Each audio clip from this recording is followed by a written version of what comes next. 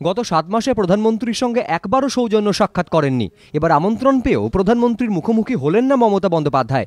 যোজনা commission বিলোপ করে নতুন প্রতিষ্ঠানের কাঠামো তৈরি নিয়ে রবিবার প্রধানমন্ত্রীর ডাকা বৈঠকে নিজে না গিয়ে দূত হিসাবে পাঠালেন অমিত মিত্রকে, জানিয়ে ইতিমধ্যেই নানা প্রশ্ন তুলতে শুরু করেছে বিরোধীরা। তাদের দাবি, সারদা এবং বর্ধমান কাণ্ডে ক্রমশই তৃণমূলের ওপর চাপ বাড়ছে। এই প্রেক্ষিতে সম্প্রতি বিভিন্ন সভা থেকে একাধিকবার কেন্দ্রের বিরুদ্ধে তোপ দেগেছেন তৃণমূল নেত্রী। বিরোধীদের প্রশ্ন, সেই সংঘাতের রেশ জিইয়ে রেখে কি প্রধানমন্ত্রীর বৈঠকে গড়হাজির থাকলেন মমতা? অরুণ জেটলির মন্তব্য এক্ষেত্রে তাৎপর্যপূর্ণ বলে মনে করছেন অনেকেই। ममता बनर्जी क्यों नहीं आई? क्या वर्धमान शारदा नहीं, उनके वित्त मंत्री ने कारण ये नहीं बतलाया हमें। क्या कारण? প্রধানমন্ত্রীকে অবশ্য চিঠি পাঠিয়েছেন মমতা বন্দ্যোপাধ্যায়। তার দাবি, যোজনা কমিশনের বদলে যে নতুন প্রতিষ্ঠান তৈরির ব্যাপারে ভাবনা চিন্তা হচ্ছে, তাতে যেন রাজ্যের হাত শক্ত হয়, মর্জিমাফিক টাকা দেওয়া যেন বন্ধ হয়।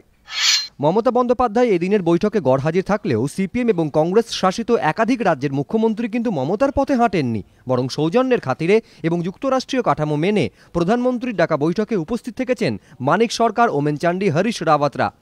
ছিলেন অখিলেশ যাদব, নবীন পট্টনায়কেরাও। যোজনা কমিশনের বদলে নতুন প্রতিষ্ঠান গঠন নিয়ে তারা প্রত্যেকেই নিজস্ব মতামত জানিয়েছেন। Nomenclature may be changed. We don't bother for all these things.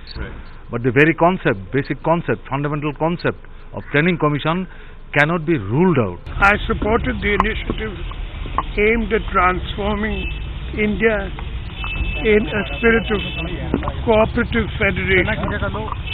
রবিবারের বৈঠকে যোজনা সচিব সিন্ধুশ্রী খুল্লার যোজনা কমিশনের পরিবর্তে এমন একটি প্রতিষ্ঠান তৈরির প্রস্তাব দেন যা পরিবর্তনশীল অর্থনৈতিক চাহিদা পূরণ করতে পারবে। তার প্রস্তাব, এই সংস্থায় 8 থেকে 10 জন এক্সিকিউটিভ সদস্য রাখা হোক। তার মধ্যে অর্ধেক সংখ্যক সদস্য হবেন বিভিন্ন রাজ্যের প্রতিনিধি, বাকিরা হবেন বিভিন্ন ক্ষেত্রের বিশেষজ্ঞ।